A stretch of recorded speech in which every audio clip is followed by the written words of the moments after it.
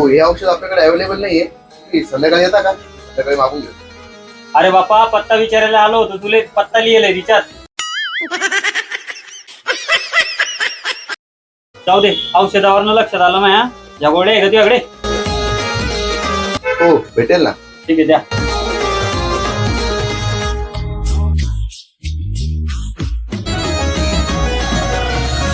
अरे बापा, हे तर अलग अलग दिसतंय. तसं नाही भाऊ, हे गोळ्या एकच आहे, फक्त कंपनी वेगवेगळी. बरं बापा, किती झाले याचे? तुमचे फक्त 200 रुपये. बरं बापा.